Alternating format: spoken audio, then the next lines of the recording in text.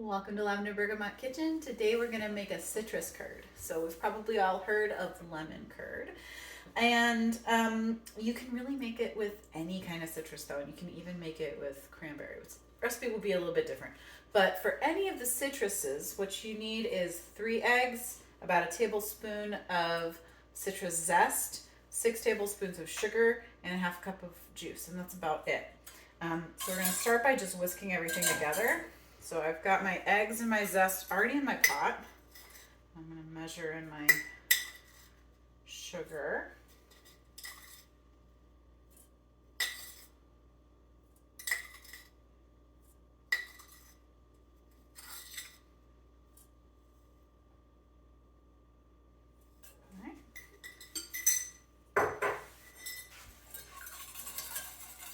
Get this all broken up a little bit before I add the juice because it's a little easier to whisk the eggs smooth before there's too much extra liquid in there.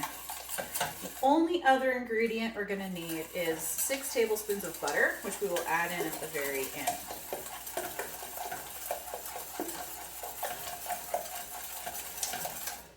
Alright, so now that that's fully whisked, I'm going to pour in today we're going to do blood orange curd because it's so pretty. And once everything is whisked together now, we're going to turn on the stove. And we're going to have it on kind of medium high because we do want it to come to a simmer pretty quickly, but we don't want to walk away from it because the acid in the citrus juice and the sugar, those are going to help the eggs not just curdle and turn into scrambled eggs. But if we did walk away, you would end up with scrambled eggs and not something beautiful and smooth like curd. And when you're whisking, you want to make sure that you're taking your whisk and kind of pushing it into the corners of the pot.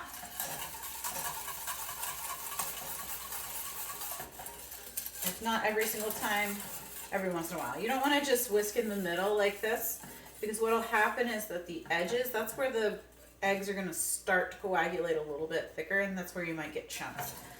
So you just want to make sure you're really moving around everything on the bottom. And it comes together fairly quickly. It's already starting to thicken up a little bit. And as it comes to a simmer, you'll kind of see some bubbles start to form. You don't want it to fully come to a real rolling boil. You'll get more kind of clumps in that situation.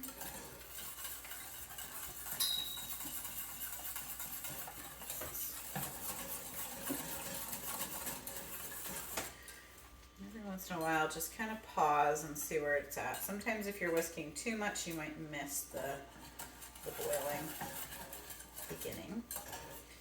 It's a beautiful color. And like I said, you can do this with any citrus that you have. If you feel like the citrus you're using is not strong enough, if the flavor feels a little bit flat, you can add some lemon juice to it just to brighten it up. So if you were gonna do, just add an extra tablespoon or 2 of lemon juice. You can even do that after it's thickened because that little amount is not going to really throw off the texture that much. It would be a little bit looser, but not too much.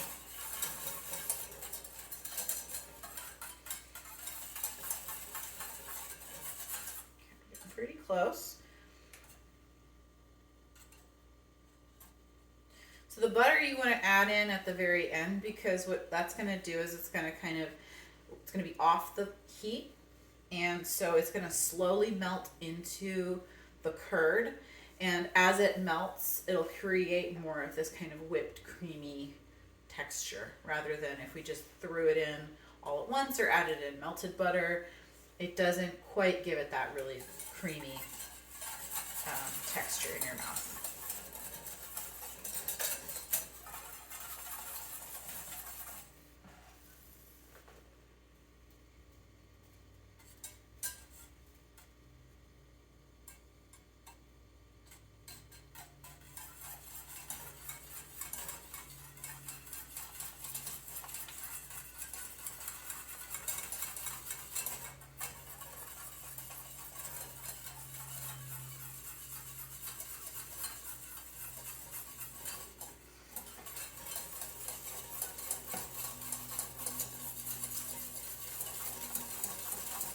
making this all week with children, and it's been going so fast. But today, I'm moving a little slower.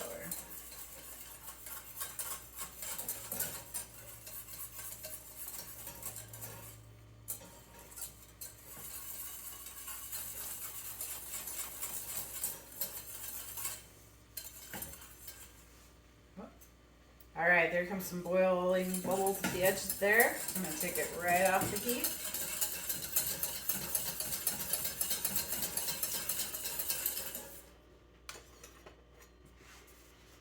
We're gonna add in our butter. So what I'm gonna do is I'm gonna take these 6 tablespoons, 8 tablespoons of course, I'm gonna cut it down into 6 and we're gonna break it. Drop it in 1 tablespoon at a time.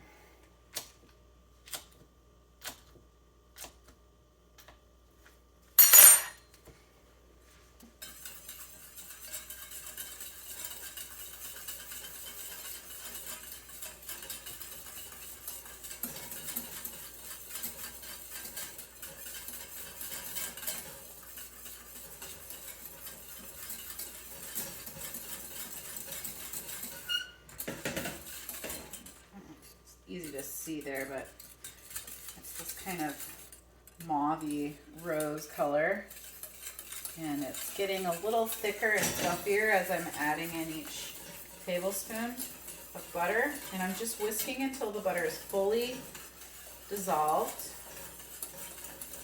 into the mixture.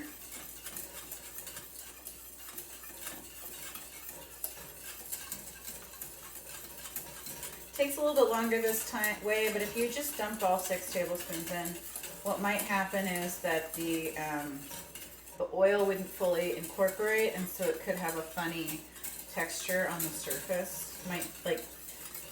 This way it's going to be creamy and it's going to feel rich, but it's not going to feel oily because it's been incorporated properly.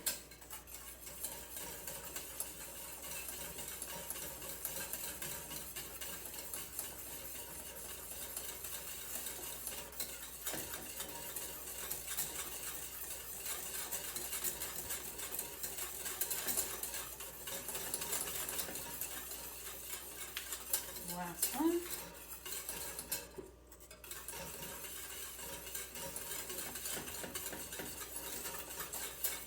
You might be looking at this as you're stirring in the butter and thinking that it looks too loose, that you need to cook it some more so that it thickens up, but I promise it's fine. Remember that when you're talking about things that have been thickened, like sauces, they are going to be thinner when they're warm.